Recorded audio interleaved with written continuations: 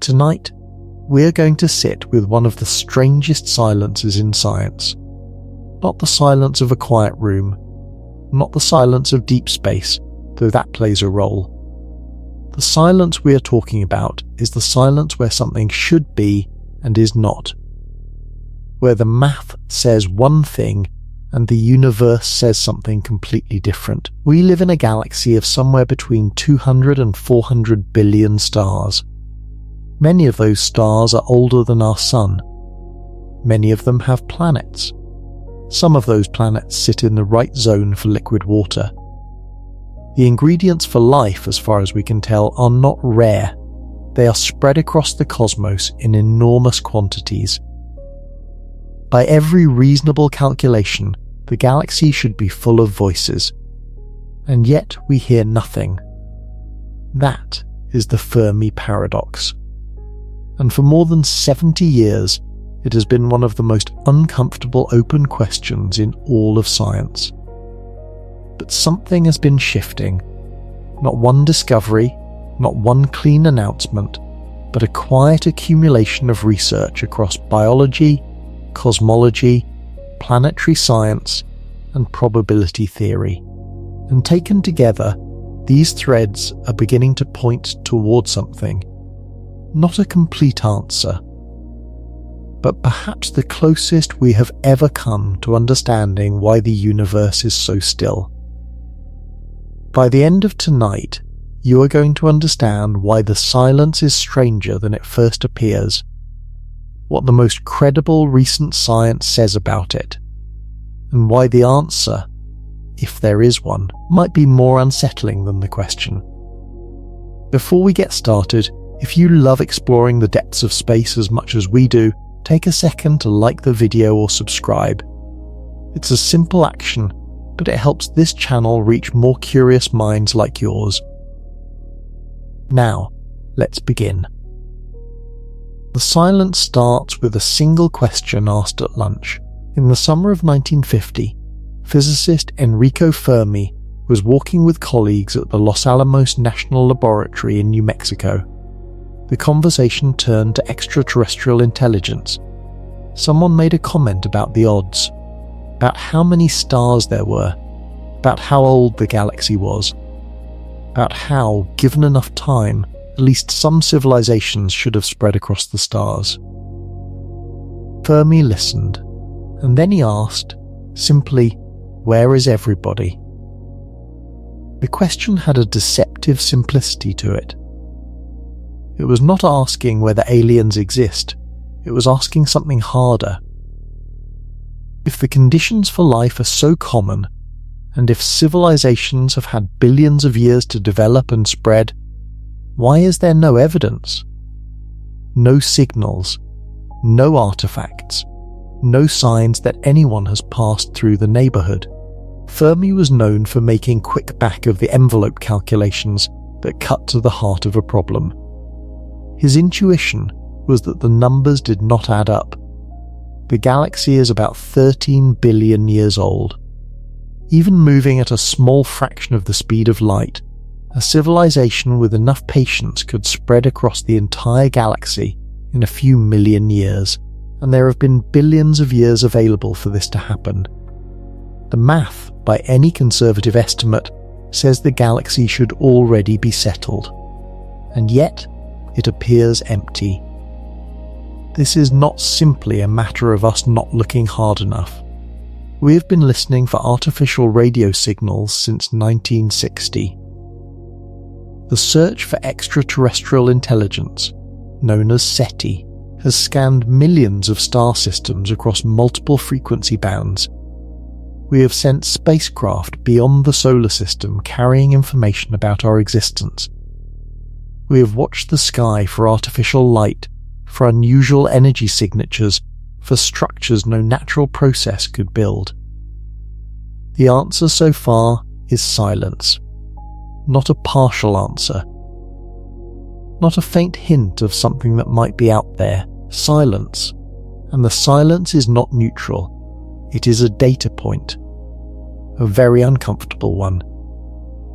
To understand why the silence is so strange, you need to understand the scale of the opportunity the universe has had to fill.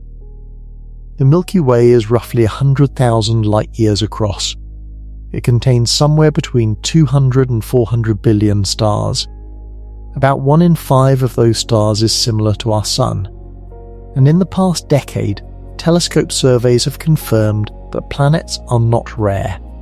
They are common. The average star in the Milky Way likely has at least one planet. Planets in the habitable zone, where liquid water could exist on the surface, are also common.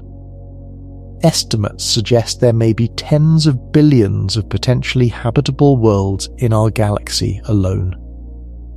Now consider time.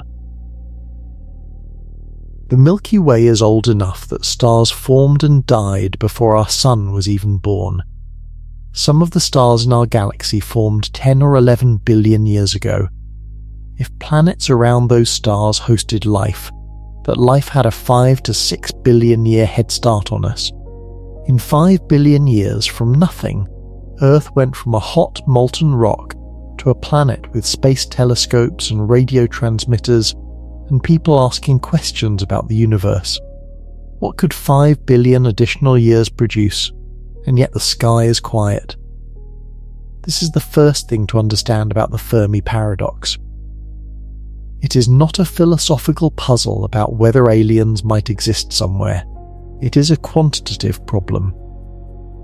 The math strongly suggests that if intelligence is not astronomically rare, we should already be seeing evidence of it. And we are not. For decades, the proposed answers to the paradox fell into a few broad families, and most of them are now well known enough that the scientific community has moved past the simple versions and into something more subtle. The most intuitive answer is rarity. Maybe life is harder to start than we think. Maybe the chemistry that produces the first self-replicating molecule almost never happens. Maybe the jump from simple single-celled life to complex organisms is a rare accident. Maybe intelligence itself is a fluke that required such a specific set of circumstances that it has happened only once in the galaxy, on Earth. Another answer is self-destruction. Maybe civilizations regularly reach a technological threshold and then destroy themselves. Nuclear weapons, climate collapse, engineered pathogens, runaway artificial intelligence. The window between becoming capable of radio transmission and self-destruction might be very short enough that we are simply unlikely to overlap with any other civilization at the right moment.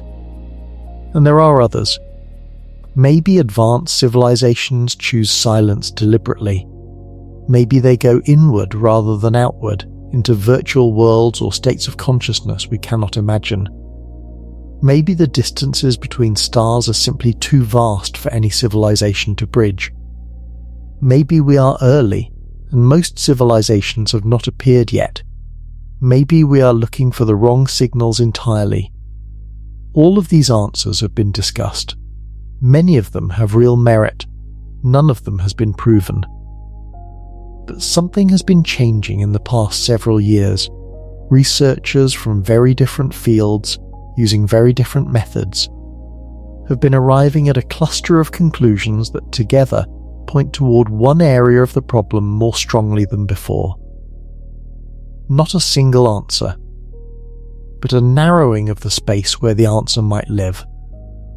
The first thread comes from the deepest level of the problem, the origin of life itself. For a long time, scientists assumed that because life appeared on Earth relatively quickly, after conditions became suitable, life must not be that hard to start. Earth formed about 4.5 billion years ago.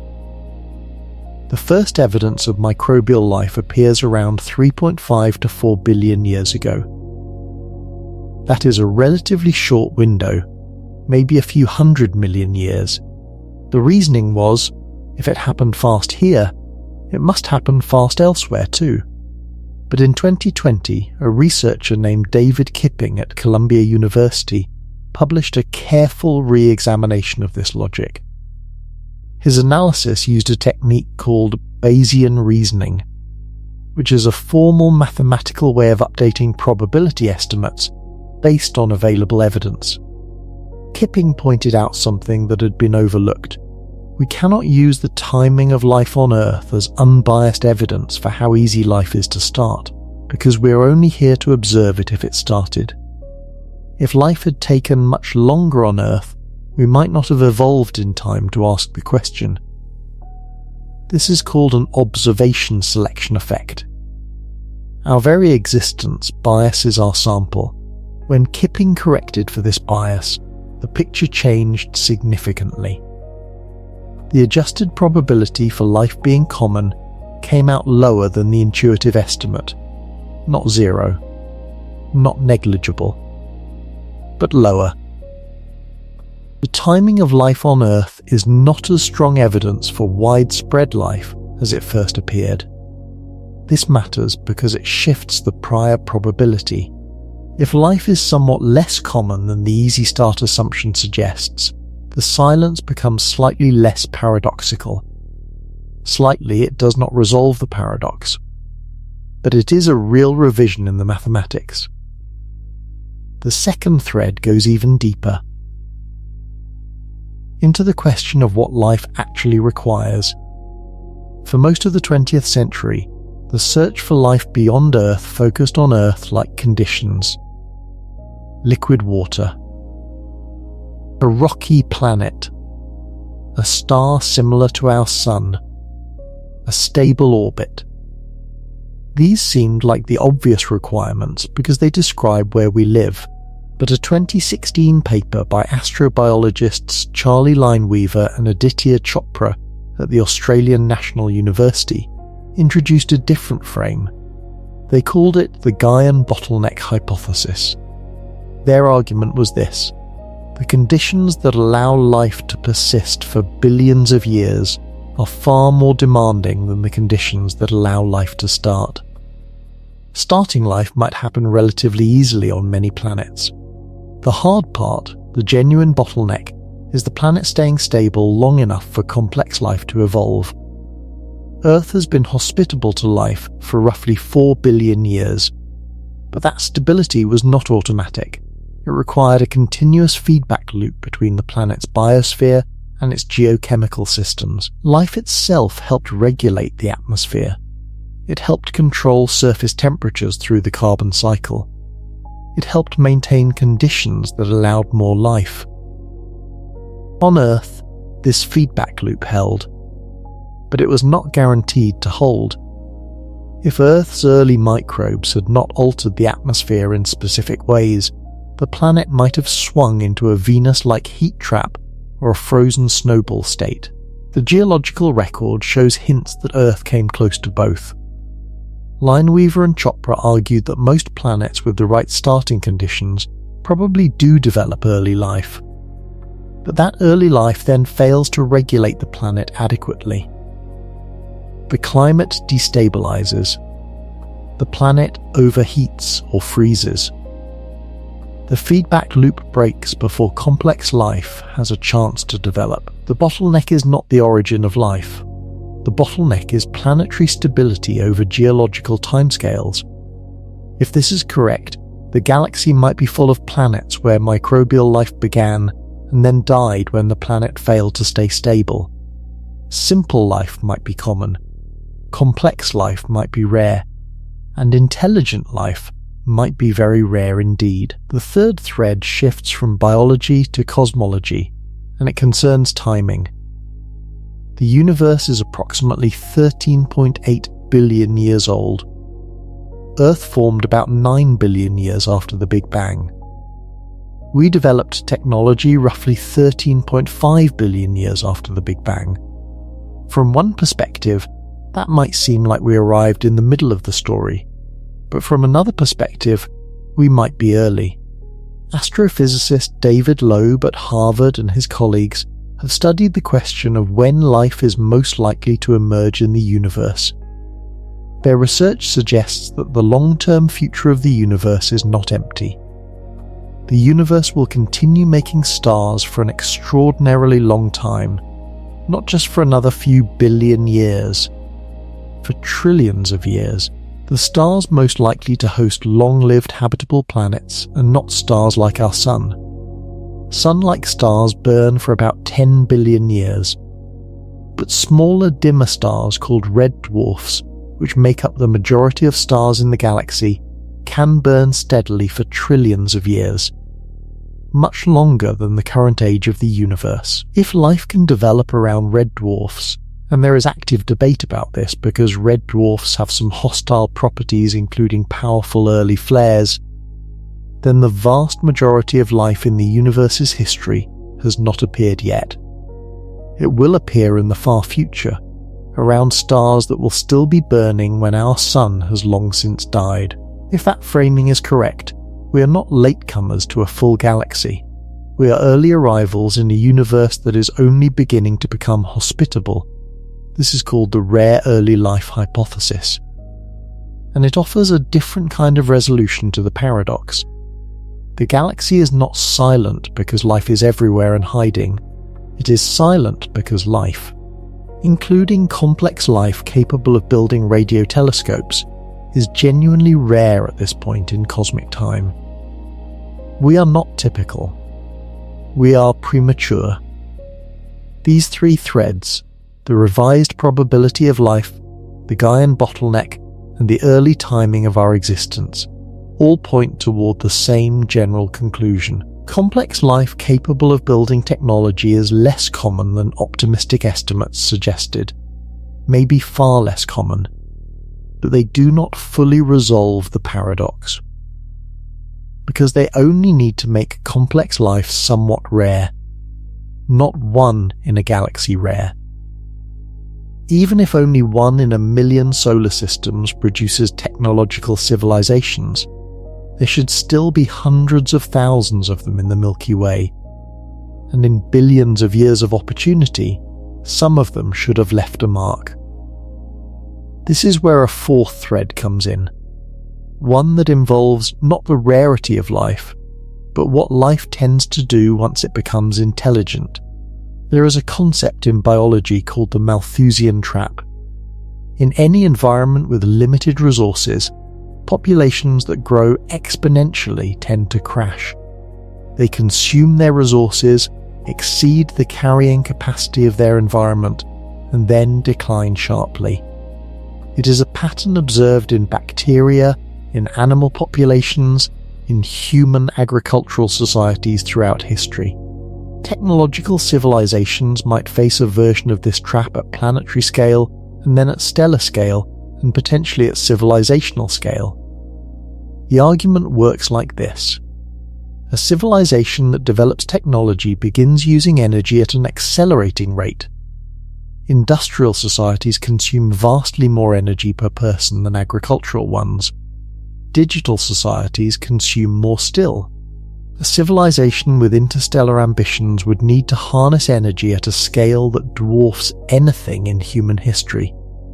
But energy use at large scales produces consequences. Waste heat, environmental changes, resource depletion, weapons capable of total destruction. The same intelligence that drives technological development also creates existential risks, and the more advanced the technology, the greater the potential for catastrophic failure. Several researchers, including Robin Hanson at George Mason University, who originally framed the Great Filter concept, have argued that there is likely at least one step in the path from microbial life to galactic civilization that is vanishingly difficult. Something that almost always goes wrong. A filter that civilizations almost never pass through. The disturbing version of this argument is that the filter might be ahead of us, not behind us. The silence in the sky might not mean that civilizations are rare. It might mean that civilizations that reach our stage tend to not survive much longer. That we are in the window between capability and catastrophe. and that the window is short. If that is true, the absence of signal from the sky is not neutral information, it is a warning. But there is a fifth thread, one that is quieter, but in some ways more hopeful. And it concerns what happens to civilizations that do survive. In the past decade, researchers studying the long-term trajectories of civilizations, including physicists, game theorists, and evolutionary biologists, have been exploring a hypothesis sometimes called the sustainability solution to the Fermi Paradox. The argument begins with a simple observation. Every civilization that grows must eventually encounter limits. Resources are finite. Energy has to come from somewhere. Ecosystems have carrying capacities. Expansion always meets a boundary. The civilizations that survive long enough to potentially cross interstellar space are, by definition, the ones that learn to operate within limits.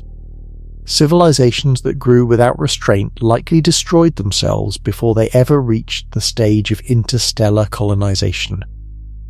This means that the civilizations capable of reaching us are precisely the ones least likely to be expansionist. The ones that survived are the ones that chose stability over growth, depth over breadth, longevity over spread. A civilization 1 billion years old would look nothing like a civilization 1,000 years old. In a billion years of development, any surviving intelligence would have moved so far beyond the need for interstellar conquest that the question of why they are not colonizing the galaxy might have the same answer as asking why a person does not run at full speed everywhere they go. Not because they cannot, because they no longer need to, because the way they relate to the universe has changed in ways we cannot currently imagine. This does not mean they are hiding, it means they may be present in ways we do not recognize as presence. The question of what presence means for a civilization 1 billion years more advanced than us is genuinely unanswerable from our current position. Our vocabulary for what civilizations do is built entirely from what our civilization has done in its first few thousand years of existence. We build cities. We broadcast signals. We launch rockets. We mine resources. We alter our atmosphere. We are a very young civilization doing very young things. A civilization that had been doing things for 1 billion years would likely have exhausted the obvious paths and found ones we cannot currently imagine. Their relationship to matter, energy, space, and time might be so different from ours that the distinction between a civilization and a natural phenomenon might be meaningless from our perspective. We are not equipped to detect the absence of something we cannot define, and the things a billion-year civilization might produce might not look like anything we currently have a category for. This is not mysticism. It is an honest acknowledgement of the gap between a civilization 200 years into its technological development and 1 billion years in. That gap is so large that comparison becomes almost meaningless, and the search for signs of the latter using the instruments of the former is at minimum a search with significant blind spots. That last point deserves careful attention, because it raises a question that tends to get overlooked in discussions of the Fermi Paradox. What would we actually recognize? We have been listening for radio signals because radio is what we use. We have been looking for structures built to capture starlight because megastructures would be the most visible things we know how to build. We have been searching for biosignatures in the spectra of distant atmospheres because those are the tools we have developed. But a civilization 1 billion years more advanced than us might not communicate with radio. They might not build Dyson spheres. They might have moved through and beyond those stages the way we have moved through and beyond smoke signals. Consider our own trajectory. 200 years ago, human civilization produced no radio waves. Anyone surveying Earth from a distant star a few hundred years ago would have found nothing unusual. The planet would have appeared to be a habitable world with a mild atmosphere, showing spectroscopic hints of oxygen and water vapor, but with no detectable signs of technological activity. Now we flood the electromagnetic spectrum with signals. We have altered the chemistry of our atmosphere. We are building structures visible from orbit. 200 years changed everything. A civilization 1 million years old would have gone through thousands of such transitions. They would have tools and methods of existence that have no analogy in our current understanding. The question of whether they are out there might be poorly formed. They might be out there in a way we cannot currently define or detect. There is a specific recent development worth examining carefully. One that touches on the silence from a direction most people have not considered.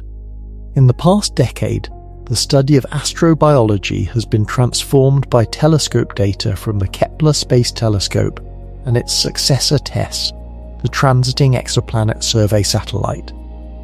These missions have mapped tens of thousands of planets around other stars, giving us for the first time a genuine census of what kinds of planets are common. What emerged from that census was unexpected in some ways.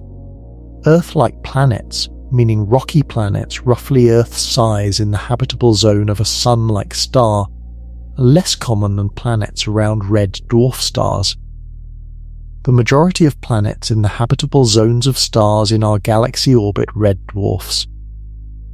This might sound like good news for life. More planets. More chances, but red dwarfs present challenges that researchers have become increasingly focused on. They are tidally locking, meaning they tend to stop their nearby planets from rotating, leaving one hemisphere permanently facing the star and the other in permanent darkness. Their early history is typically marked by intense ultraviolet and X-ray flaring, which could strip the atmospheres from nearby planets before life ever gets a foothold. The habitable zones around red dwarfs are so close to the star that any planet within them would spend its early history in an environment far more energetically hostile than early Earth.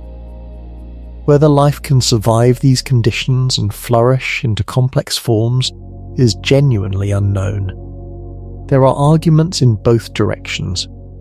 Some researchers believe the tidally locked configuration could produce stable atmospheric circulation that protects surface life. Others believe the flaring alone would be lethal to anything complex. What this means for the Fermi Paradox is significant. If red dwarf planets are systematically hostile to complex life, the pool of worlds capable of producing technological civilizations shrinks considerably.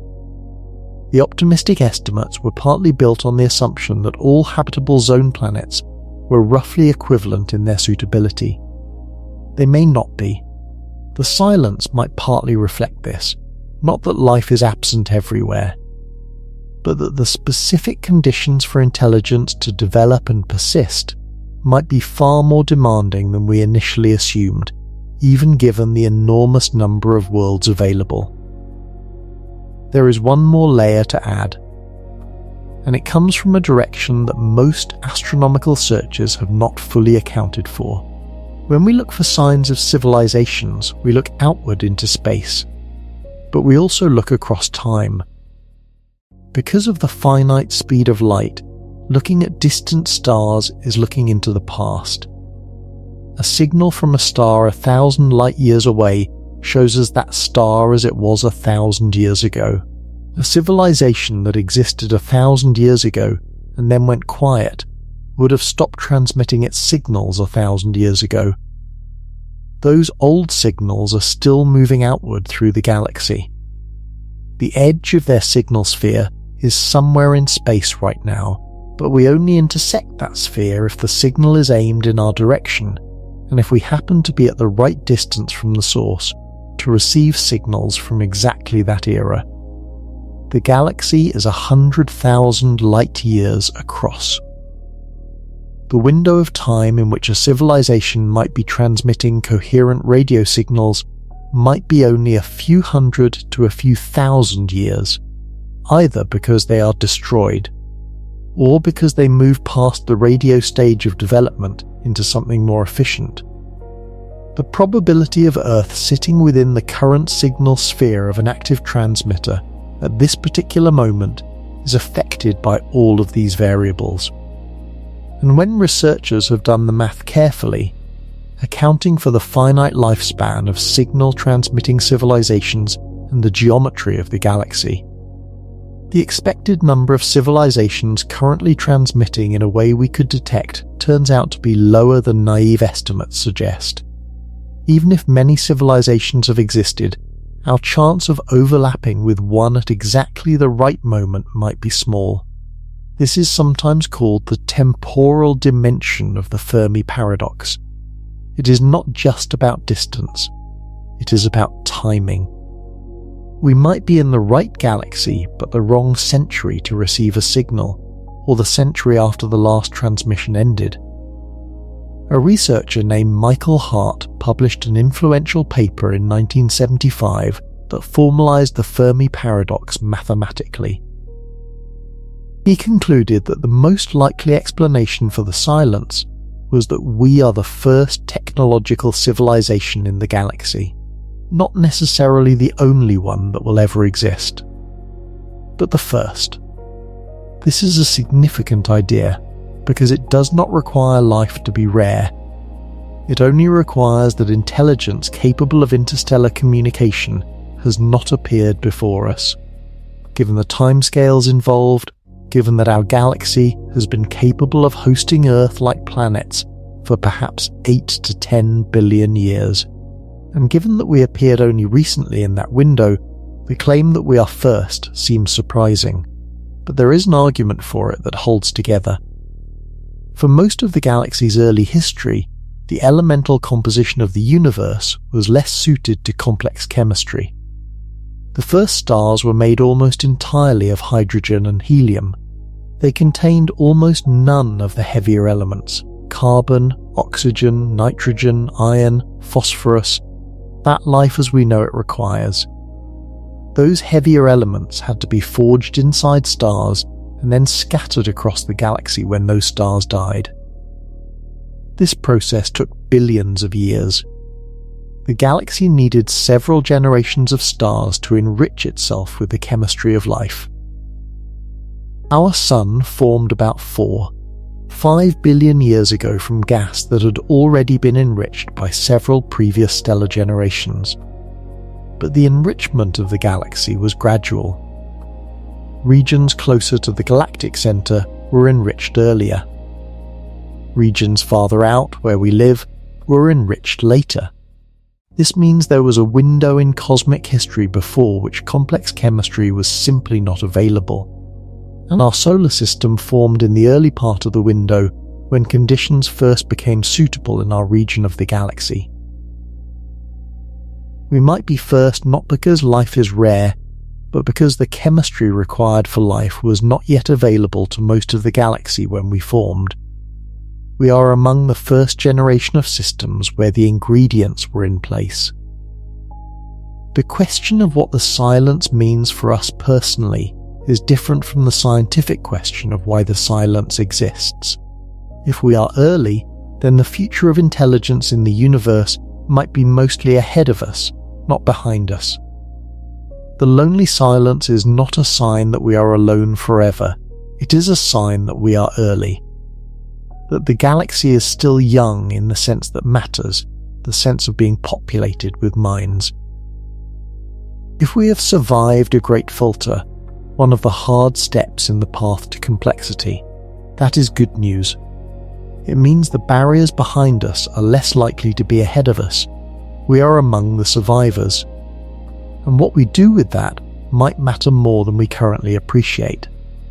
If the silence is because advanced civilizations go quiet rather than extinct, then the galaxy might be inhabited in ways we cannot yet detect.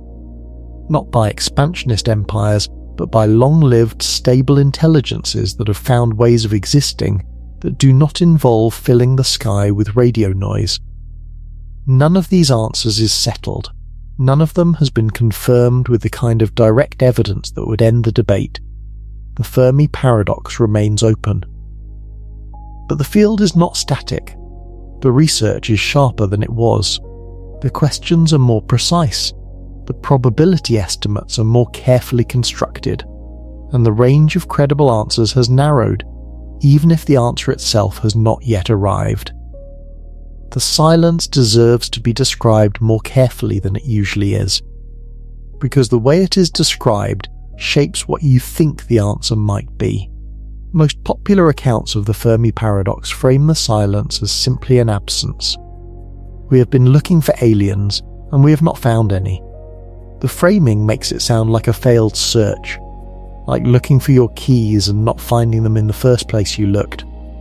But the silence is more specific than that. It is not just an absence of confirmed contact. It is an absence of any anomaly that requires intelligence to explain. In the past 60 years, no radio signal has been detected that carries the hallmarks of artificial origin and cannot be explained as natural. The closest candidate was the WOW signal, detected in 1977 at the Big Ear Observatory in Ohio. It was a strong narrowband radio signal lasting about 72 seconds that matched what many researchers would predict from an extraterrestrial transmission. It was never repeated. It was never explained. It remains one of the most discussed anomalies in the history of the search. But one unexplained signal in 6 decades of listening across millions of star systems is a thin thread to build a case on. The overwhelming majority of the data is silence. And it is not just radio silence. We have surveyed the infrared sky looking for the waste heat that any civilization using energy at large scale would inevitably produce. No anomalous source consistent with a Dyson sphere or a large-scale engineering project has been confirmed. Several interesting candidates have been investigated and explained away by natural mechanisms. We have examined the chemical composition of planetary atmospheres in distant star systems using telescope spectroscopy. No planet has yet shown a chemical signature that requires biology to explain. Several have shown interesting hints. None have been confirmed. We have looked for unusual laser pulses in the optical sky. We have examined archival data from dozens of observatories for transient anomalies that might indicate directed energy. We have even searched for potential signs of nuclear activity in the debris fields around distant stars. The silence is not a casual absence. It is the result of a systematic, multi-frequency, multi-method search that spans 6 decades and has found nothing that cannot be explained without invoking intelligence. That is what makes it strange. And that is why it deserves a careful answer. There is a thought experiment worth sitting with before we go further.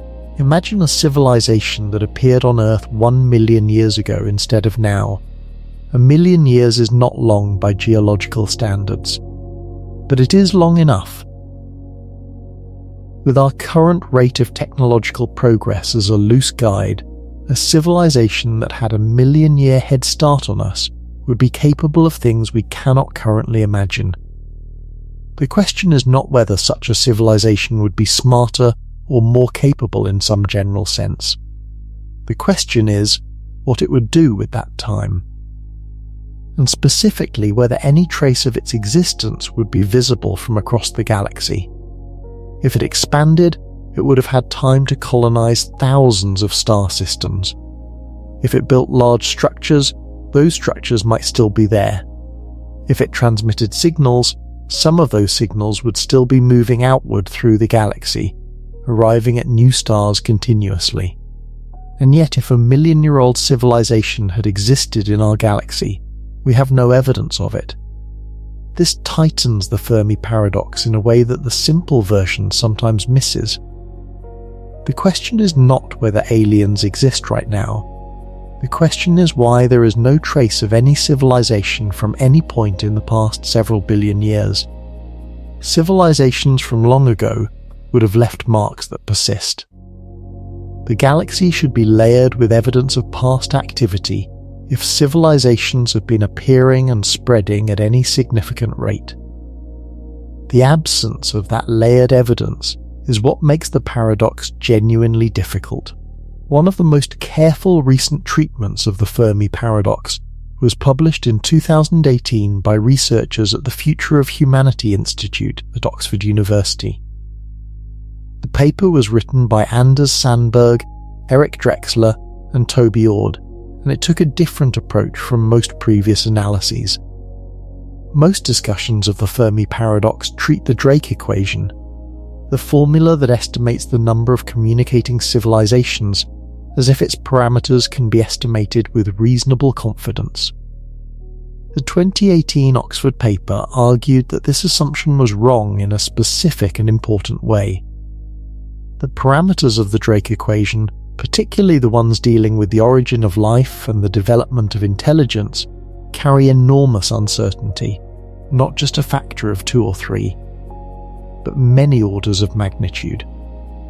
The probability that life arises on a planet with the right conditions might be anywhere from near certainty to 1 in a billion billion.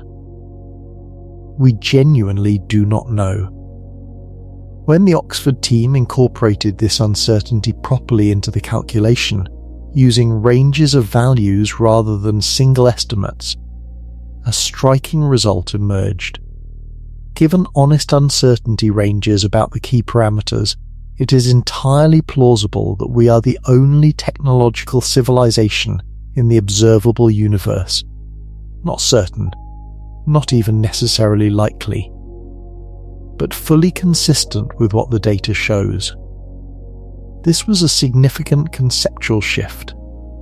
The standard version of the argument had been, even if each step is improbable, with so many planets, there must be many civilizations.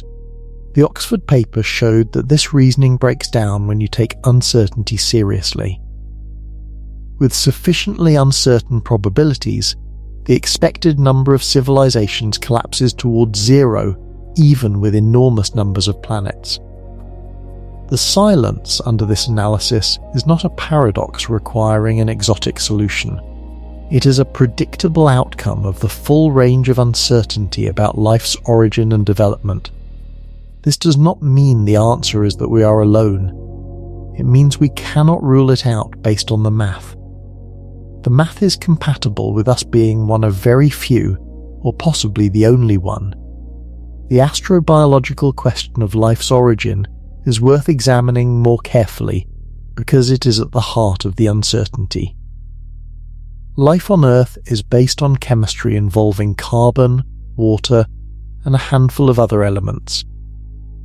The building blocks of that chemistry, amino acids, nucleotides, lipids, exist in space in large quantities. They have been found in meteorites. They have been detected in interstellar gas clouds. The raw ingredients are not rare, but the assembly of those ingredients into something that can reproduce itself is a different matter. The central challenge is what is sometimes called the Rana world problem. The leading hypothesis for the origin of life involves Rana molecules, which can both carry genetic information and catalyze chemical reactions. The hypothesis is that at some point, an Rana molecule arose that could copy itself, allowing natural selection to begin operating. The problem is that producing a functional, self-replicating Rana molecule from random chemistry appears to be extraordinarily difficult. The molecule needs to be long enough to carry information, stable enough to not break apart immediately, and shaped correctly enough to actually catalyze copying. Producing that by random chance in a warm pond or hydrothermal vent is not impossible, but estimates of how likely it is vary enormously. Some researchers think the probability is high enough that life is common throughout the universe. Others think it is low enough that Earth might genuinely be a rare accident, a planet where a long series of improbable chemistry happened to work out in the right sequence. The experiment has only been run once, as far as we know.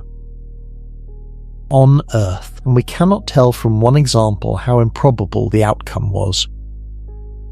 This is the core of the problem. We have one data point, one planet where life arose. From that one data point, we are trying to estimate a probability, and one data point is genuinely insufficient to determine whether what happened here is common or extraordinarily rare. The uncertainty is not a failure of research. It is an honest description of the state of the science. And the honest description of the state of the science is what makes the Fermi Paradox hard to dismiss. Let us look at what the discovery of life elsewhere would actually mean for the Fermi Paradox. If life were discovered on Mars, or in the ocean beneath the ice of Europa, or in the clouds of Venus, that would change the calculation dramatically. Not because life in our solar system would prove that space is full of civilizations, but because it would tell us something about the probability of life's origin. If life arose independently in two places within the same solar system, the probability of abiogenesis in suitable environments would have to be reasonably high. Very high, in fact, given that a single solar system is not a large testbed by cosmic standards. That would make the silence stranger, not less strange. If life is easy to start and our solar system has two independent examples, the galaxy should be full of it. And a galaxy full of life would make the absence of any technological signal deeply puzzling. If, on the other hand, Mars is sterile and Europa is sterile, and every other candidate in our solar system produces nothing, that null result would also be informative. It would suggest that even in conditions broadly suitable for life, life does not necessarily arise, and that would push the probability of life's origin downward, making it more plausible that Earth is genuinely unusual. Both outcomes teach us something about the paradox. The search for life within the solar system is therefore not just astrobiologically interesting, it is a test of one of the key unknowns in the Fermi calculation. NASA's James Webb Space Telescope is already taking spectra of exoplanet atmospheres, the detection of biosignature gases, oxygen in combination with methane, or other chemical signatures that require biology to sustain, on a planet outside our solar system would be another data point. The absence of such signatures in a large enough sample would itself be informative. We are moving toward a more data-rich version of the argument, slowly with many limitations. But moving. There is a version of the Fermi Paradox that rarely gets discussed in the popular accounts. It concerns not the absence of signals, but the absence of engineering. Any civilization that survives for millions of years and develops the ability to reshape its environment would eventually reshape things at a larger and larger scale. The natural endpoint of this, for a civilization with patience and resources, is engineering at the scale of stars or planetary systems. A civilization capturing most of the energy output of its star would wrap a significant portion of that star in some kind of collecting structure. The waste heat from that structure would be emitted as infrared radiation. A galaxy full of such structures would glow in the infrared in ways that are detectable across enormous distances. Astronomer Jason Wright at Penn State has led research into looking for this kind of signature. His team examined the infrared light from hundreds of thousands of galaxies, looking for ones that were unusually bright in the mid-infrared band, consistent with waste heat from large-scale engineering. No clear candidate emerged. A few interesting outliers were identified and investigated, but none required a non-natural explanation. This is a different kind of silence from the silence of radio searches. It is a silence in the engineering of the sky, and it extends the constraint. It is not just that civilizations in our neighborhood are not transmitting to us. It is that civilizations anywhere in the observable universe do not appear to be reshaping their host galaxies in the ways we would expect from long-lived, energy-hungry expansion. Either such civilizations do not exist, or they exist but are far less energy-hungry than our models predict, or they use energy in ways that do not produce the kind of infrared signature we are looking for.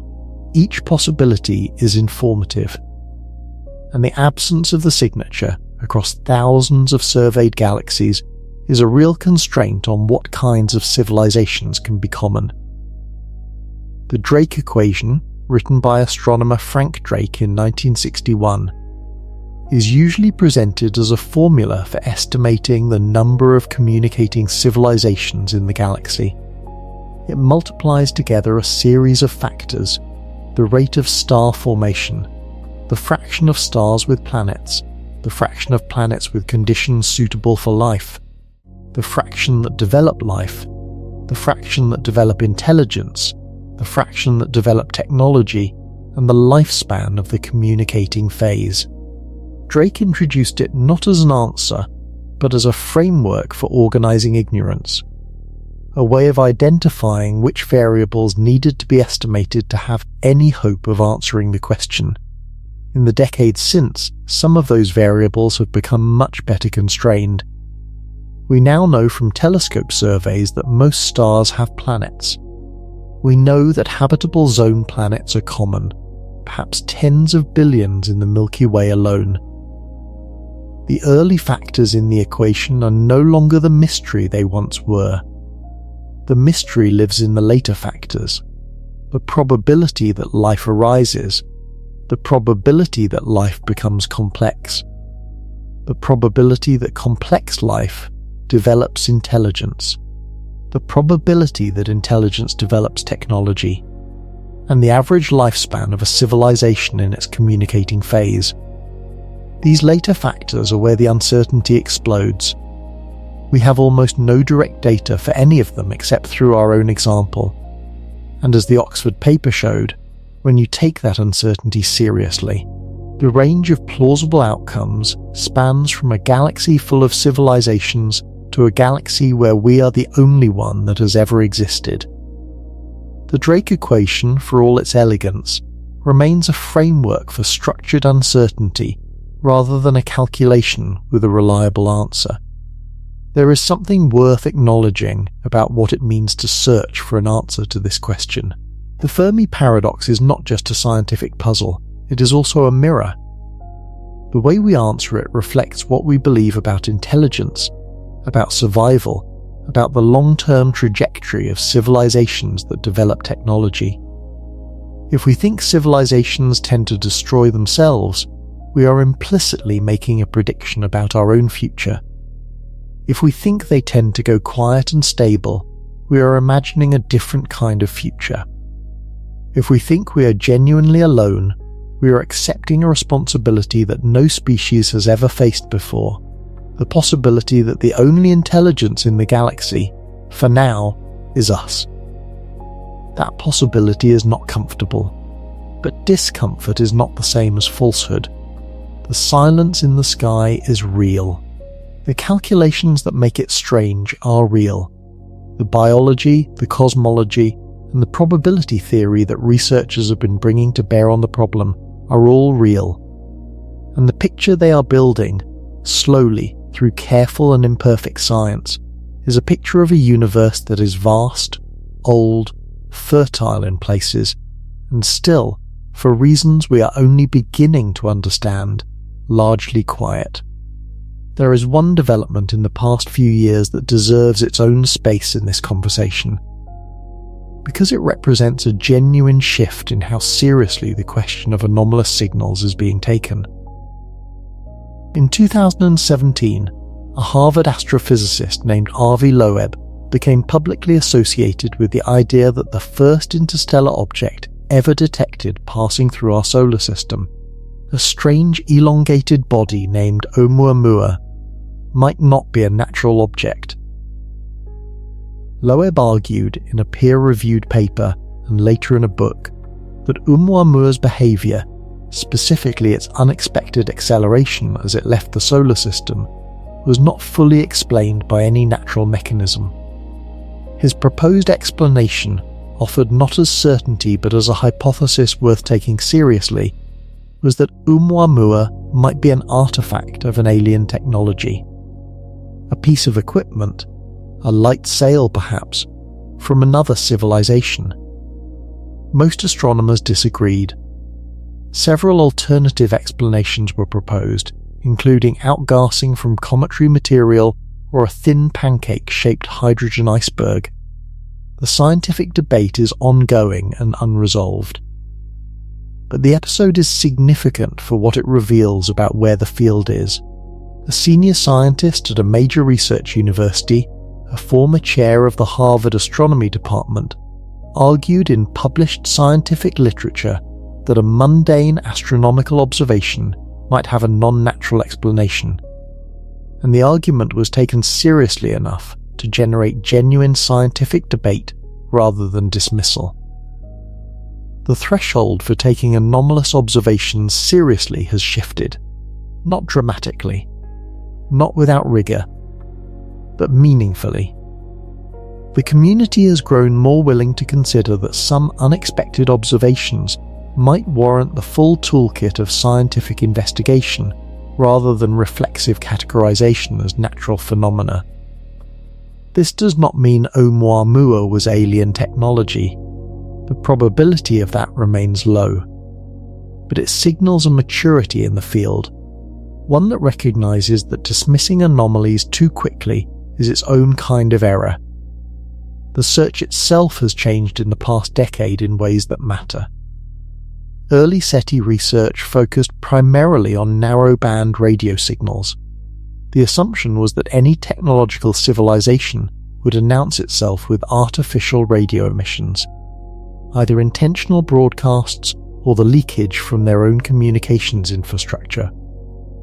But the search has broadened.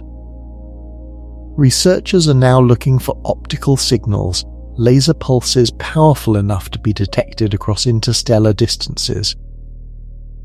They are looking for anomalous infrared signatures around stars, the kind that might be produced by a civilization capturing stellar energy at large scale.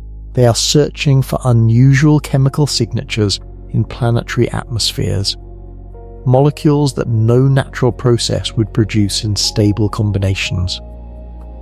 They are examining archival data from observatories for unexplained signals that might have been overlooked. The Breakthrough Listen initiative, launched in 2015 and funded by investor Yuri Milner, has brought substantially more telescope time and computing power to the search than was previously available. It has produced the most sensitive and most comprehensive SETI survey in history, and so far it has found no convincing signals. That null result is important data. It does not prove there are no civilizations out there, but it places real constraints on how common strong radio transmitting civilizations can be, at least in the part of the sky that has been surveyed.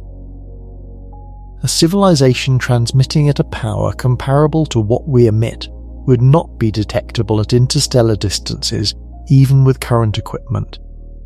But a civilization transmitting with a deliberate, directed, high-power beacon would be detectable across thousands of light years. The absence of such signals across the sky, across the frequencies and sensitivities that Breakthrough Listen has achieved, meaningfully reduces the probability of such civilizations being common in our galactic neighborhood.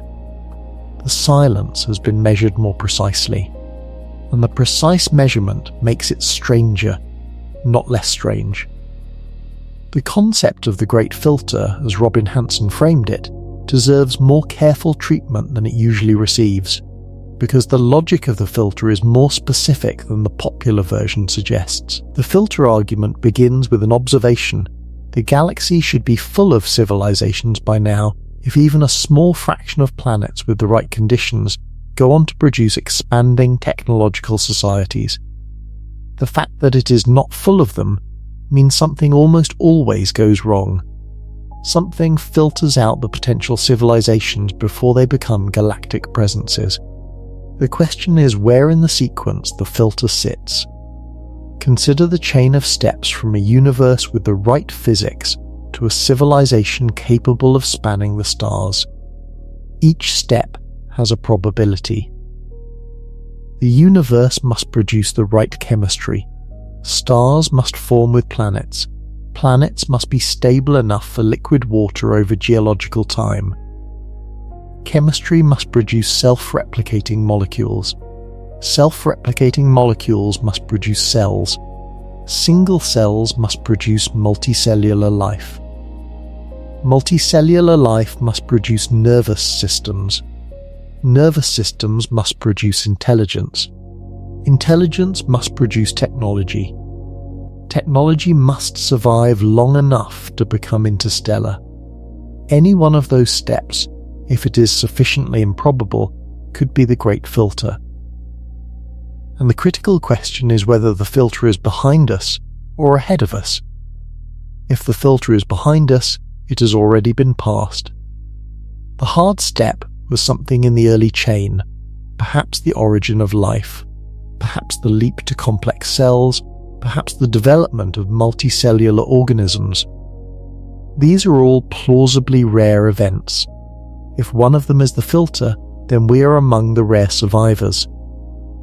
The galaxy is quiet because the filter has stopped most potential civilizations before they ever reached our stage. This is the good news version of the Great Filter. If the filter is behind us, the remaining road may be open. Civilization might go on for a very long time. If the filter is ahead of us, the situation is different. The hard step has not yet been encountered. Every civilization that has reached our level of development has subsequently been stopped. By what? Self-destruction is the obvious candidate. Nuclear war.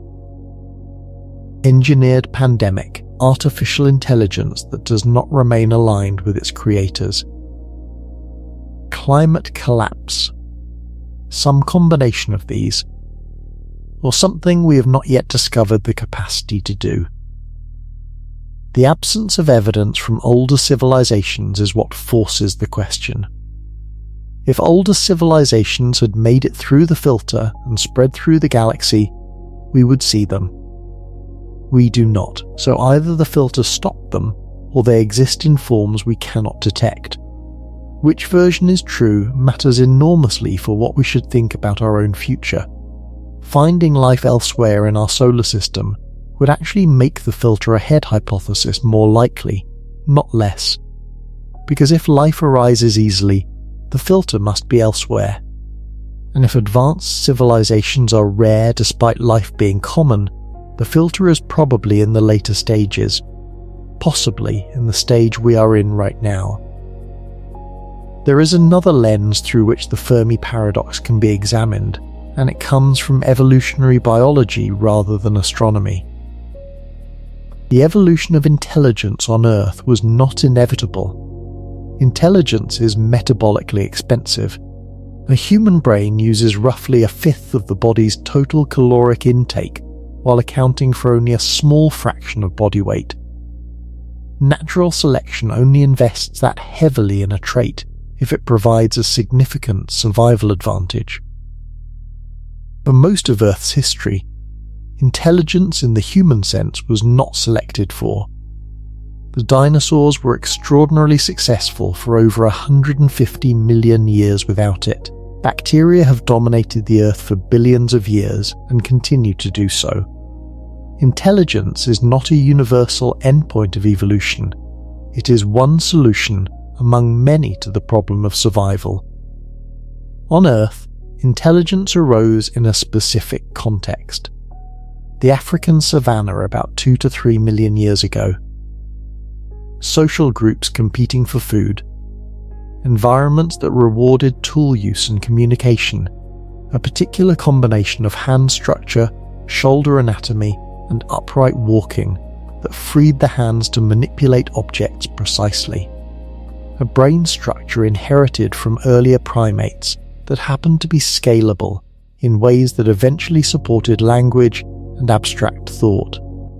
Change any of those conditions and intelligence might not have appeared on Earth at the time it did, or at all. Evolutionary history is deeply contingent. The specific sequence of events that produced Homo sapiens involved chance events, mass extinctions, climate fluctuations, and competitive pressures that could easily have played out differently.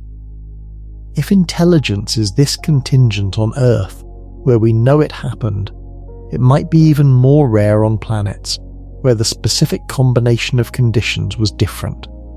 Not impossible, not forbidden by any physical law, but requiring such a specific convergence of evolutionary pressures that it might be genuinely uncommon. The evolution argument for rarity is not airtight.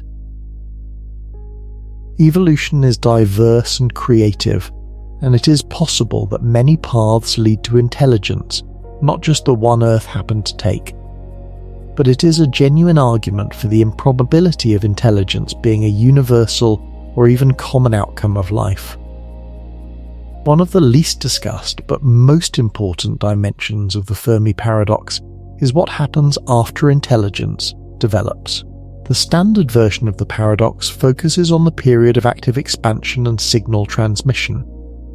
A civilization reaches the stage of radio astronomy, begins transmitting, begins exploring, perhaps begins colonizing. The question is whether other civilizations are doing the same thing, and whether we can detect them. But civilizations do not stay in one phase indefinitely. They change, they develop, they face challenges, they make decisions. And the long-term trajectory of any civilization is the product of many internal choices about what to value and how to organize. A civilization that decides to grow without limits will consume its planet, then its star, then attempt to reach others. But a civilization that decides to prioritize stability, depth, and longevity over expansion will look completely different from the outside. It will use less energy as it becomes more efficient. It will produce fewer signals as its communication technology advances. It will become quieter, not louder, as it matures. This creates what some researchers call the observational challenge. The civilizations most likely to survive for billions of years are precisely the ones that would be hardest to detect. Longevity selects against the behaviors that would make a civilization visible to a search like SETI. If this reasoning is correct, the silence is not evidence of absence, it is evidence of maturity. The civilizations that have been around long enough to colonize the galaxy chose not to, or chose to exist in ways that do not look like colonization to our instruments. This does not resolve the paradox entirely. It still does not explain why we see no engineering at galactic scales, which should be visible even from quiet civilizations if they were using stellar energy efficiently. But it adds a dimension to the picture that pure rarity arguments miss. There is a specific research thread from the past decade that has not gotten enough attention in popular accounts of the Fermi Paradox, and it concerns the age distribution of stars. Not all stars in the galaxy are the same age.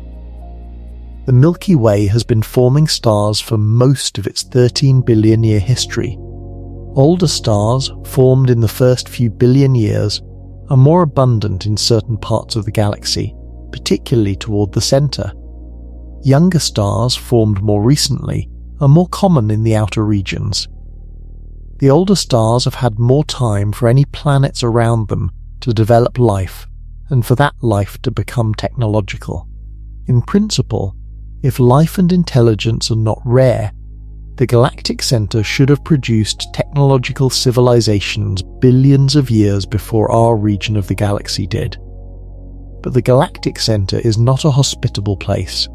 It is denser in stars, which means closer encounters, more radiation exposure, and more gravitational disruption to planetary systems. Supernovae are more frequent. The supermassive black hole at the center produces energetic outbursts that could sterilize planets across large volumes. The galactic center may have been hostile to complex life for much of the galaxy's history.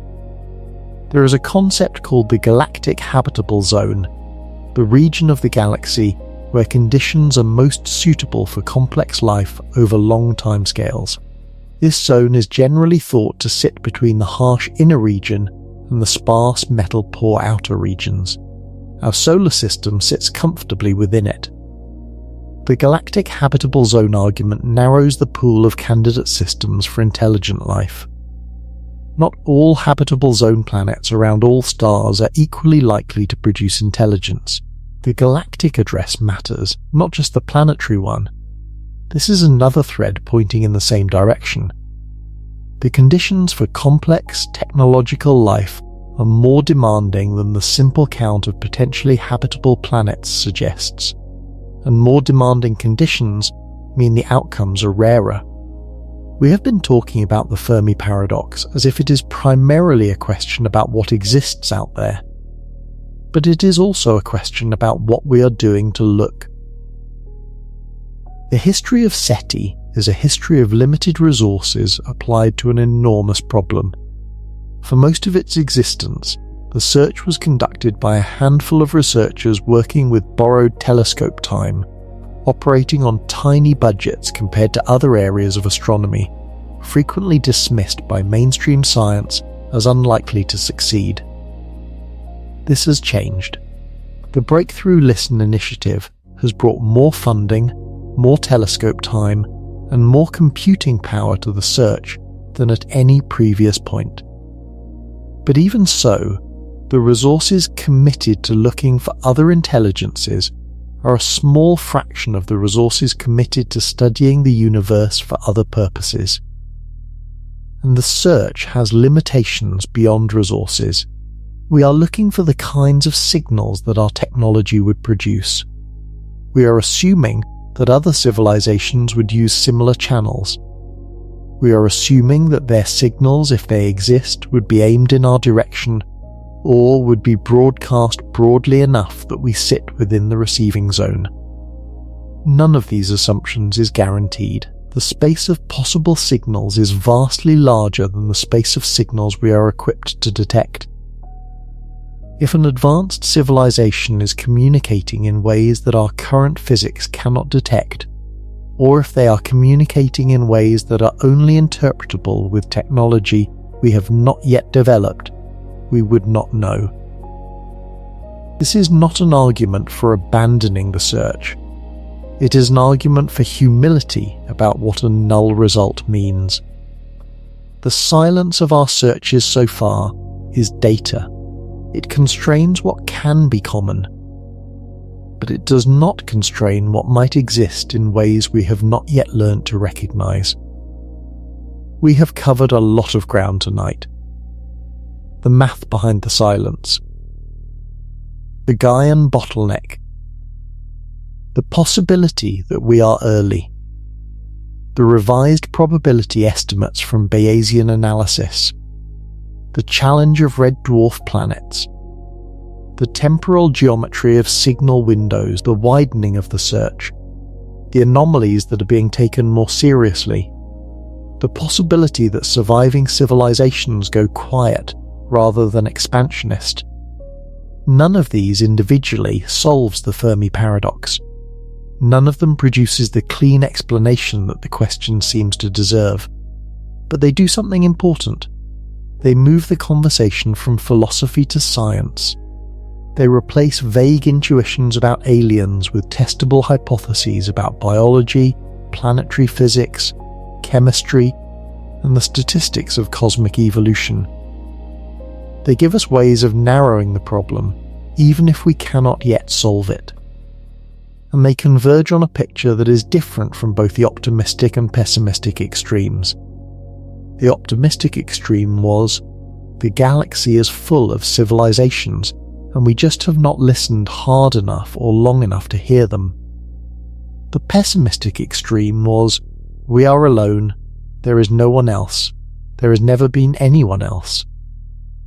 The emerging picture from the past decade of research is something more specific.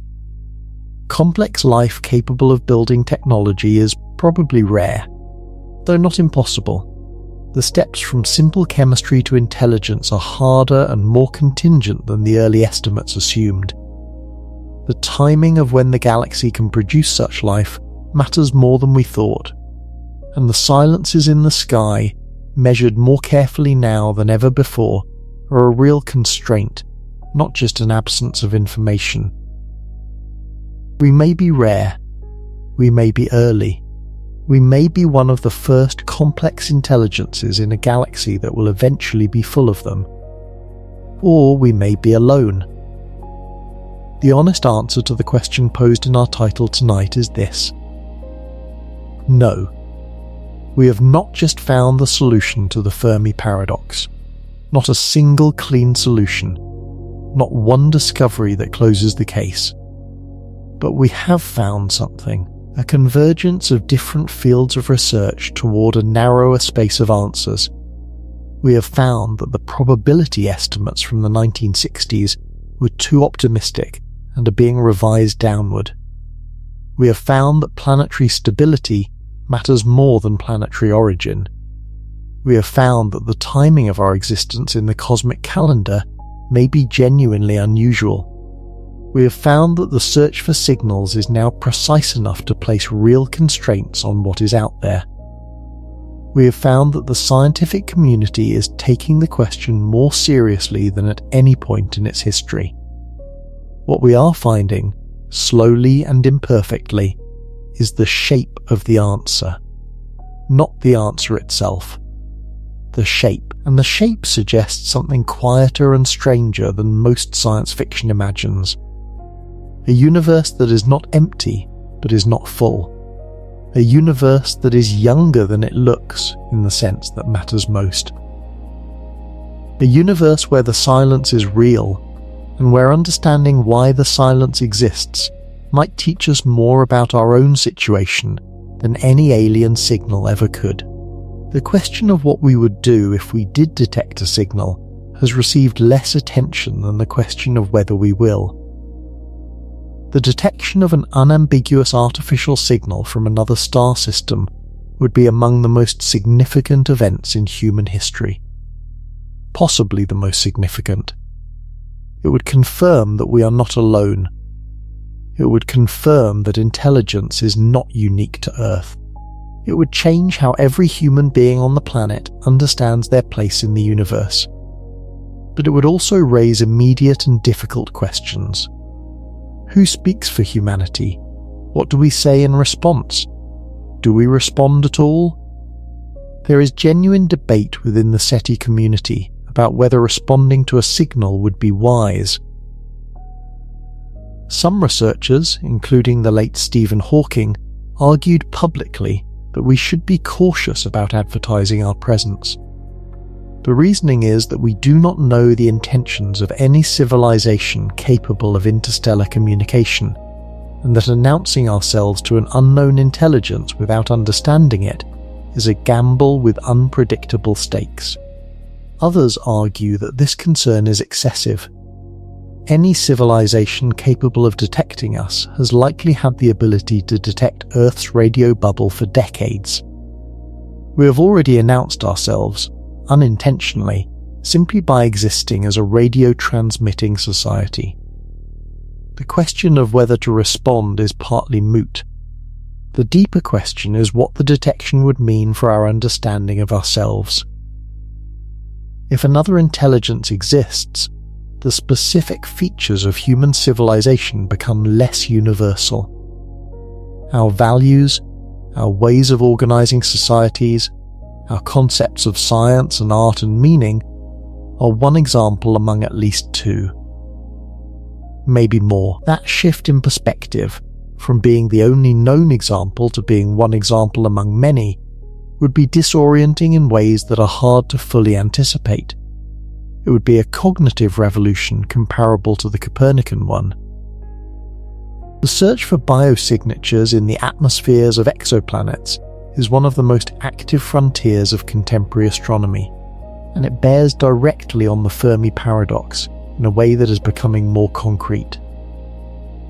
The James Webb Space Telescope, launched in late 2021, can analyze the chemical composition of the atmospheres of planets around nearby stars when those planets pass in front of their host stars. As starlight filters through the atmosphere, different molecules absorb different wavelengths.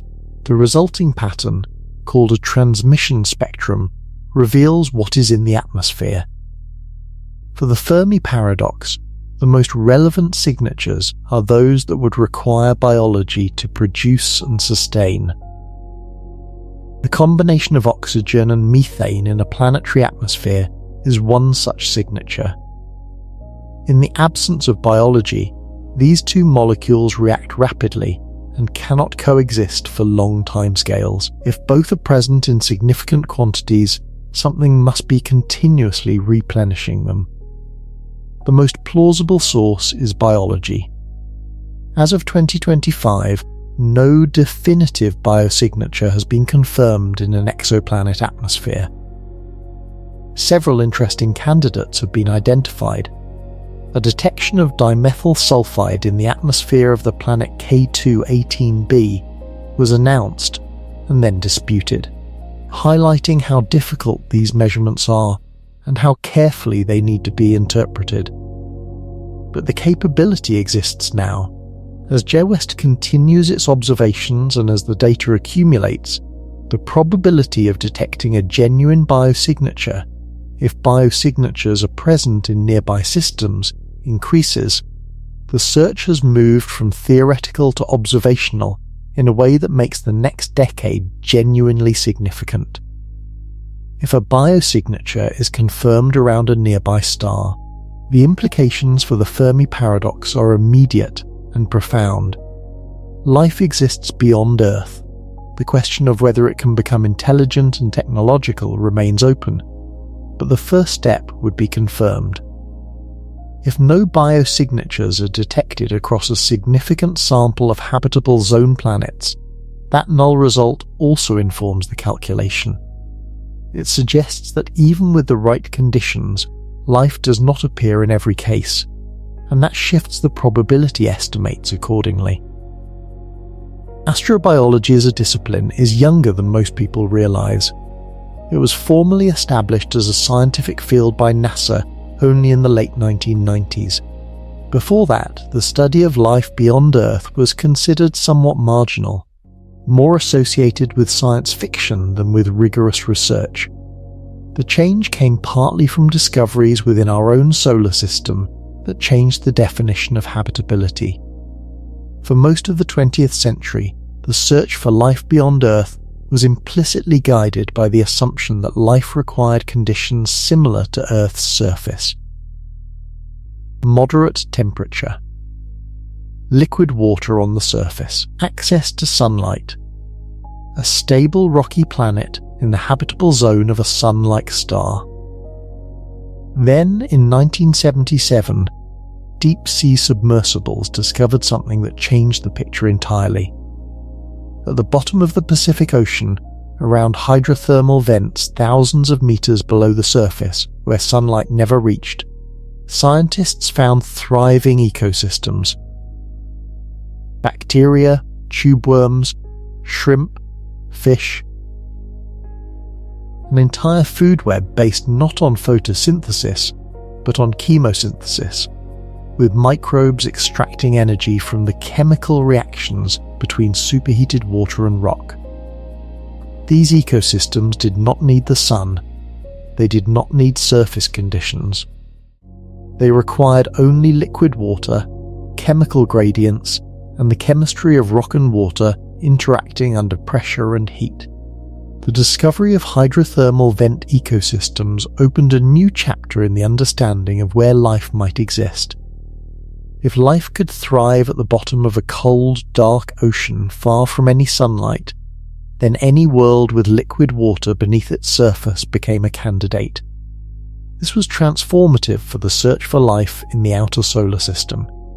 Europa, one of Jupiter's moons, has a global ocean of liquid water beneath a thick ice shell. The ocean is kept liquid by tidal heating from Jupiter's gravity, which flexes the moon constantly. Hydrothermal vents may well exist at the floor of Europa's ocean. If life could start around those vents, it might have done so. Similar conditions exist on Enceladus, a moon of Saturn, where geysers of water vapor and ice particles shoot from the south polar region, carrying material from a subsurface ocean into space. The Cassini spacecraft, during its mission to Saturn, flew through those plumes and detected organic molecules, hydrogen gas and silica particles, suggesting active chemistry between rock and hot water. The definition of a potentially habitable environment has expanded enormously since the discovery of vent ecosystems. And that expanded definition means the number of potentially habitable worlds in the universe, while still uncertain, is larger than it once appeared. But the astrobiological picture that has emerged from this is also more complex than the simple version. More potentially habitable environments does not necessarily mean more life. The origin of life requires not just the right environment, but the right chemistry happening at the right time. More places where chemistry could work does not guarantee that it does work. The question remains open. And the Fermi Paradox continues to press on it. The concept of technosignatures is worth understanding because it represents the next generation of the search. A technosignature is any detectable manifestation of technology produced by an intelligence. It is a broader category than the radio signals that early SETI focused on, and it encompasses any physical signature that could betray the existence of a technological civilization. Researchers at the SETI Institute, at Breakthrough Listen, and at various universities have been mapping out the space of possible technosignatures and the technical requirements for detecting them. Atmospheric pollution is one candidate. Industrial civilizations on Earth have introduced molecules into the atmosphere that would not exist at significant concentrations without industry. Chlorofluorocarbons, for example, have no natural source. If a planet's atmosphere contains significant amounts of molecules that only industry produces, that would be a powerful technosignature. The James Webb Space Telescope has, in principle, the sensitivity to detect such signatures in the atmospheres of nearby planets, though the precision required is at the edge of current capability. Artificial illumination is another candidate. The Earth's night side glows from city lights. In principle, a sufficiently sensitive telescope could detect the characteristic spectrum of artificial lighting from a planet around a nearby star, though this would require technology somewhat beyond current capabilities.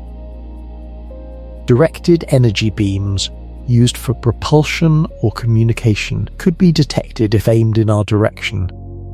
Some researchers have proposed searching for brief, powerful pulses of coherent light, laser signals, that might betray the operation of a laser propulsion system or an optical communications network. And megastructures remain a candidate, despite the absence of confirmed detection so far. The argument is that a sufficiently advanced civilization might build structures around its star that would produce detectable anomalies in how the star's light behaves over time.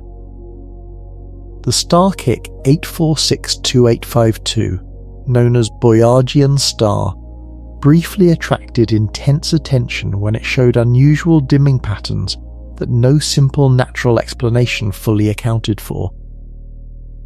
Further study found plausible natural explanations, but the episode illustrated how seriously the community takes anomalous stellar behavior. the broadening of the search from radio signals to the full space of technosignatures is one of the genuine advances in the field over the past decade. It makes the search more comprehensive and reduces the risk that we would miss a civilization simply because it had moved past radio transmission. There is a philosophical dimension to this question that the strictly scientific framing tends to underplay, and it concerns what it would mean to be genuinely alone. Not alone in the sense of being the only living planet. There may well be microbial life somewhere in the universe, perhaps even in our solar system. Not alone in the sense of being cosmically special in some mystical sense.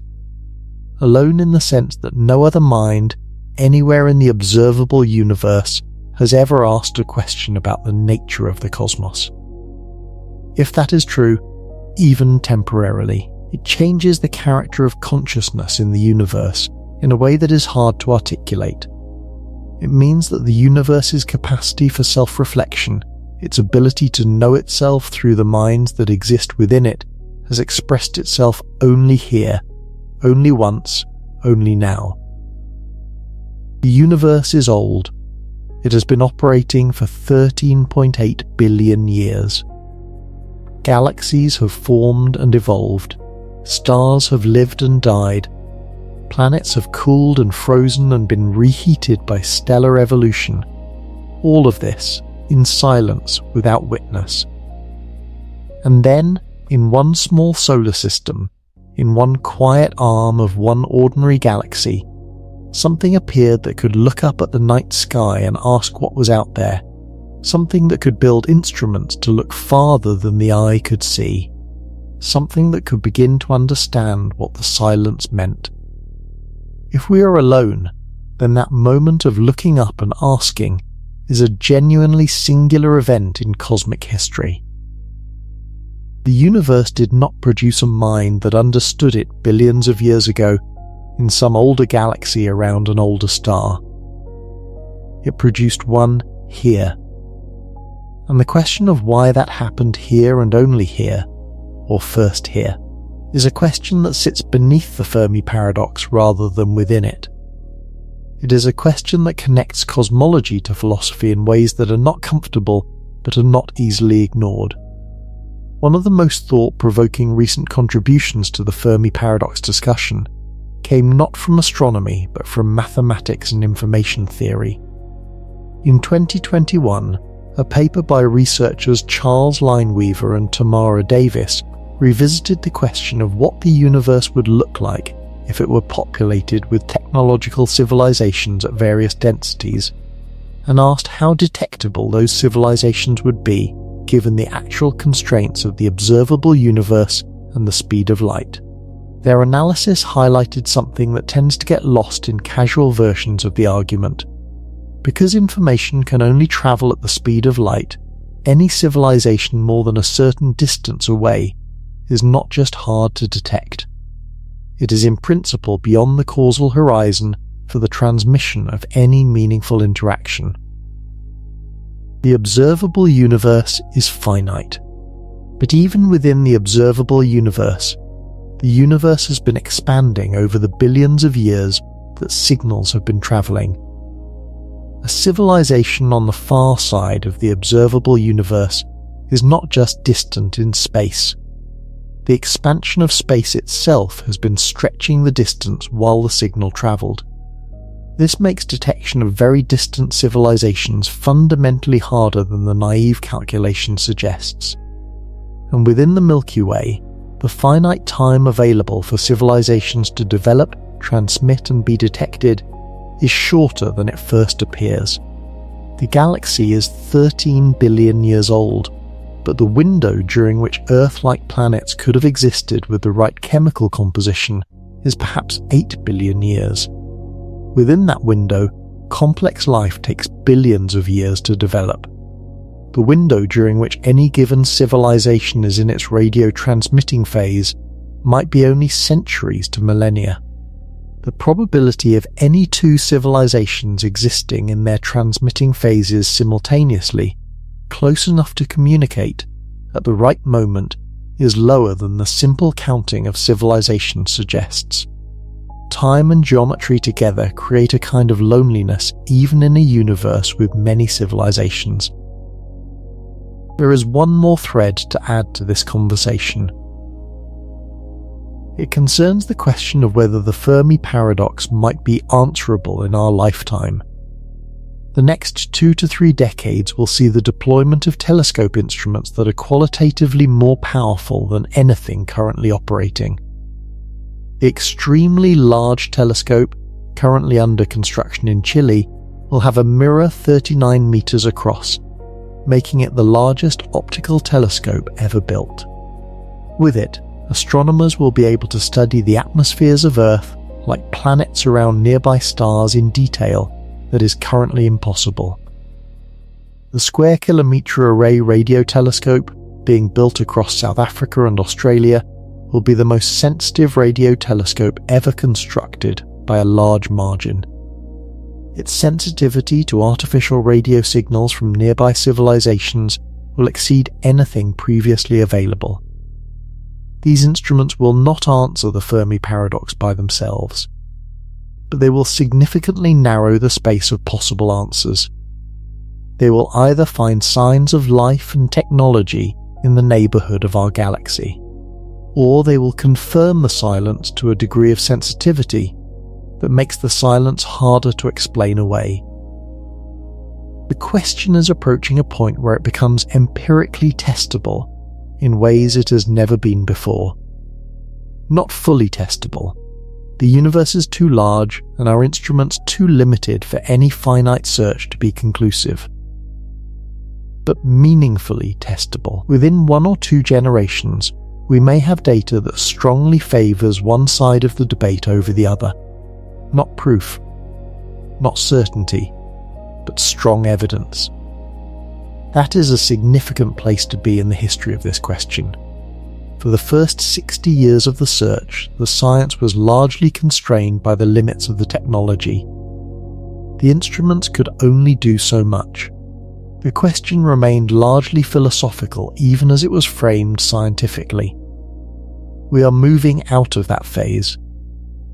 The question is becoming genuinely empirical, and the silence, which has been a puzzle for 70 years, will either begin to crack or deepen, depending on what the data shows. The practical implications of the Fermi Paradox for our own civilization are perhaps more important than the astronomical ones. If there is a great filter ahead of us, the most rational response is to try to understand what it is and whether it can be avoided. This means taking seriously the existential risks that technological civilizations face. Nuclear weapons. Engineered pathogens, unaligned artificial intelligence, runaway climate change. These are not just policy problems, they are potential filter mechanisms. A civilization that understands the Fermi Paradox and takes it seriously would invest heavily in the long-term survival of intelligence, not just for its own sake, but because the absence of other voices in the sky suggests that surviving this period of technological development is genuinely hard. If there is no filter ahead of us, and the silence is mainly explained by the rarity of intelligence, the implications are different, but no less significant. Rare things are precious. A civilization that understood itself as one of only a handful of intelligences in the galaxy would treat that fact differently than one that assumed the galaxy was full of minds. Either way, the Fermi Paradox is not just a puzzle about the sky. It is a mirror that reflects something about what it means to be here at this particular moment, with the particular capabilities we have, making the choices we are making about what to do with them. The Fermi Paradox was named after Enrico Fermi, but the formalization of the question owes as much to several other thinkers whose contributions tend to get compressed in popular accounts. Understanding that history helps situate where the debate currently stands, and why certain arguments carry more weight than they once did. Michael Hart's 1975 paper was the first rigorous formal treatment. Frank Tipler extended the argument in the late 1970s and 1980s, arguing that the absence of self-replicating probes, which any sufficiently advanced civilization should be able to build, and which could spread through the galaxy in a geologically short time, was the strongest evidence that no such civilization existed. Tipler concluded, controversially, that we were likely alone. Carl Sagan disagreed strongly and publicly. He spent much of his career arguing that the universe was likely teeming with life, and that the absence of evidence so far was not evidence of absence. His arguments for the commonness of life rested on the rapid appearance of life on Earth, the abundance of the chemical building blocks of life in space, and the apparent ease with which the early steps of biological chemistry proceed in laboratory simulations. The debate between the Sagan camp and the Hart-Tipler camp shaped the intellectual landscape of SETI for several decades, and it was never resolved by data, because the data remained null. What has changed since Sagan's time is not the data on whether civilizations exist. We still have none. What has changed is the data on the prerequisites.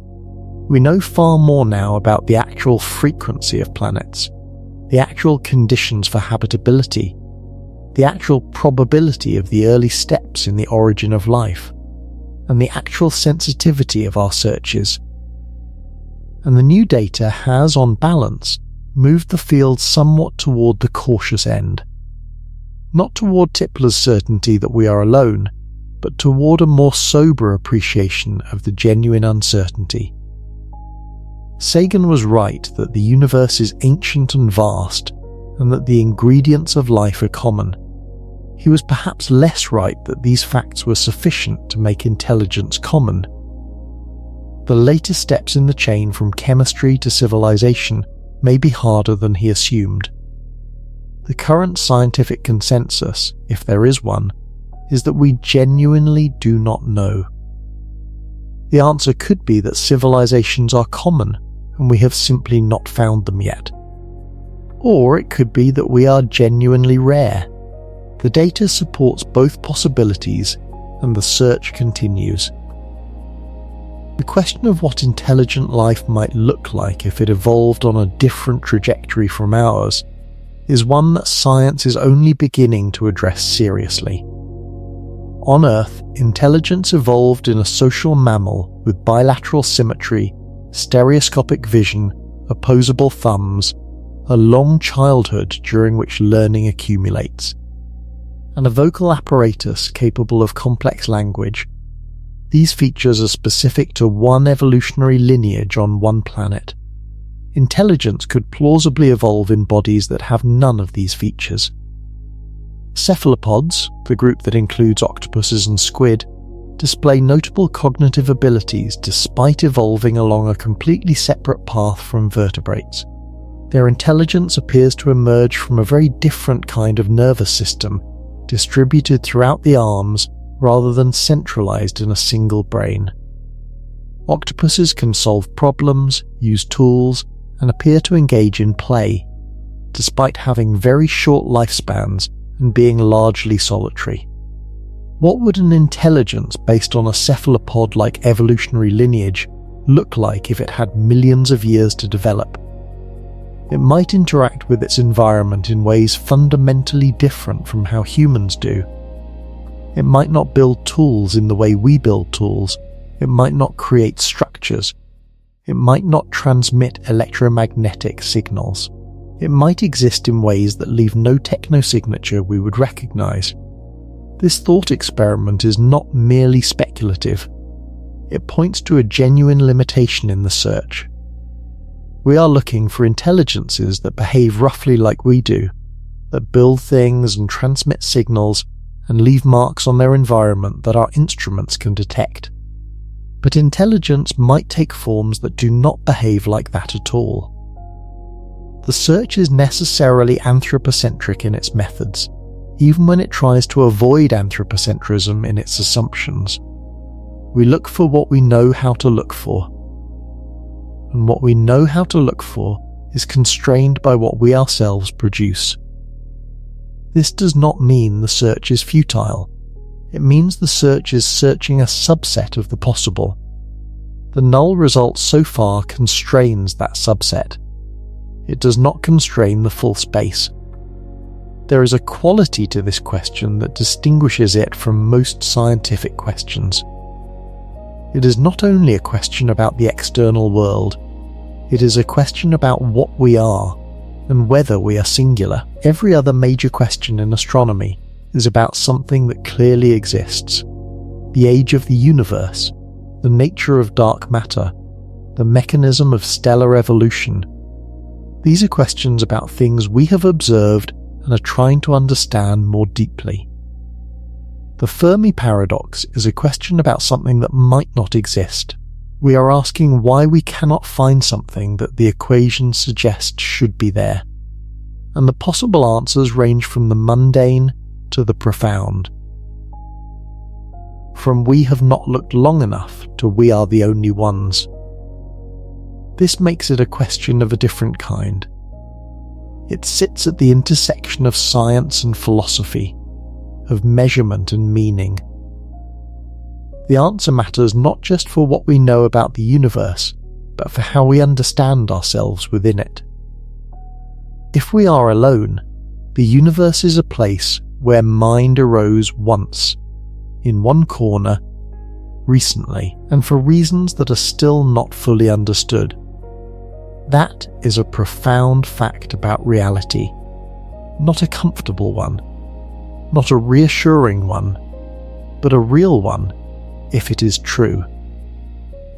If we are not alone, the universe is a place where mind arises in many places, through many paths, and has been doing so for billions of years. That is also a profound fact, and the silence in that case becomes a puzzle of a different character, one about the nature of intelligence and civilization rather than about the probability of life. Either way, the question is one of the most important ones we can ask. And the answer is coming, not on any particular schedule, but inevitably as our instruments improve and our searches deepen and the data accumulates. The silence will not remain silent forever. And when it breaks, whether through the detection of a biosignature in a distant atmosphere, or a repeating artificial signal from an unexpected direction, or the gradual confirmation through null results that we are genuinely early in a still mostly empty galaxy, the answer will not just change astronomy. It will change what it means to be human. It will change what we think we owe to the future. It will change how we understand the value and the fragility of what exists here on this planet. The question is worth the patience it requires. And the patience is finite. The instruments are being built, the surveys are ongoing, the data is accumulating. The silence is being measured more precisely every year. Whatever the silence is saying, we are getting closer to being able to hear it. The most honest summary of where the field stands on the Fermi Paradox today is probably this. The optimistic estimates from the 1960s and 1970s, which assumed life was common and civilizations were numerous, have been revised downward by more careful analysis. The uncertainty in the key parameters is now acknowledged to be enormous rather than moderate. The searches that have been conducted have found nothing that requires a non-natural explanation, and the emerging science of planetary habitability suggests that the conditions for complex life are more demanding than simple presence of water. None of this proves that we are alone. The uncertainty runs in both directions. The probability that other technological civilizations exist could still be substantial. The absence of signals could be explained by many factors that do not require those civilizations to be absent. But the comfortable assumption that the universe must be full of voices is no longer as comfortable as it once seemed. The science has moved toward a more cautious position. A position that takes seriously the possibility that we are rare, that we might be early, and that the silence might be telling us something true about the universe. The Fermi Paradox has not been solved, but it has been sharpened, and a sharper problem is always closer to a solution than a vague one.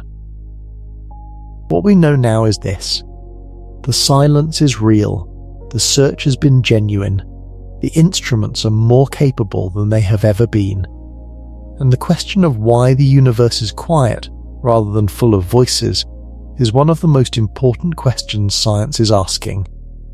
The answer is coming. It may not arrive in our generation, but it will arrive, and when it does, it will tell us something not just about the universe, but about what we are within it. There is one more dimension to this question that is worth sitting with before we reach the end. The Fermi Paradox assumes that if other civilizations exist, we should be able to detect them.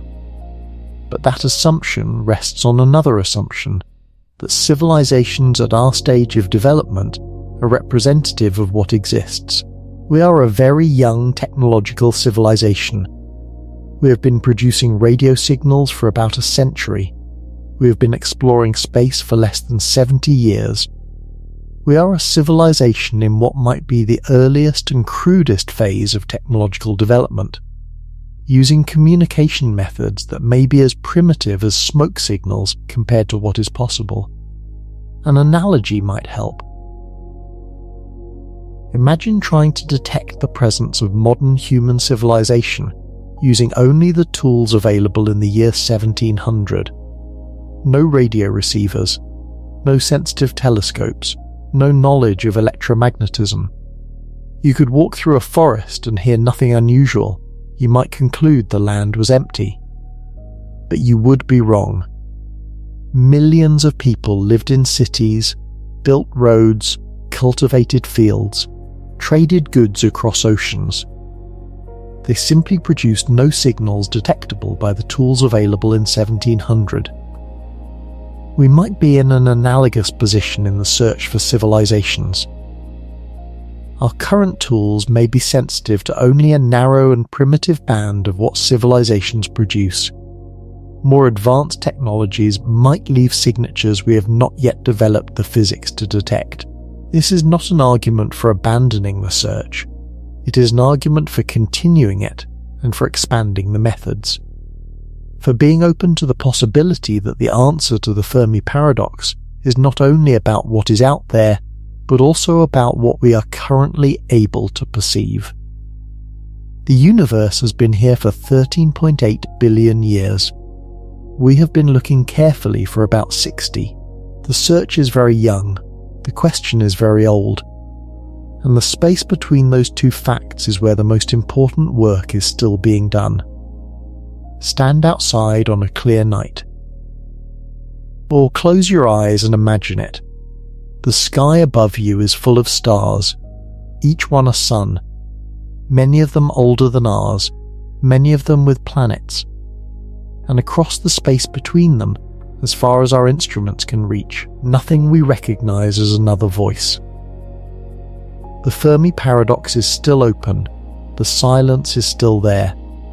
But the silence is no longer just a mystery, it is a measurement. And the measurement is telling us something. We are trying, carefully and imperfectly, to understand what it is saying. Whether the answer is that we are alone, or that we are early, or that others are present in forms we cannot yet recognize, the question itself deserves the seriousness we are finally beginning to give it.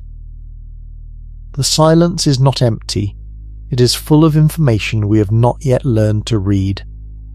And on the other side of that silence, or perhaps woven into the fabric of it in ways we do not yet understand, may be the most important thing science has ever found, or nothing at all. Good night.